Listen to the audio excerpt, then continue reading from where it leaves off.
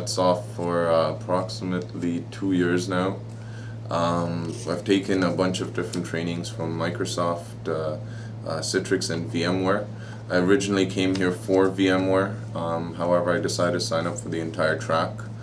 My recent VCP training included the ICM course, what was it, Install, Configure, Manage, and that went on originally for, I believe it was 80 hours, whereas the actual official course is less than 40 hours. There was a lot more lab work, there was a lot more detail, and I thoroughly enjoyed the class. The groups that we were put into were very, very effective because we built our own ESX servers at home and worked on it therefore.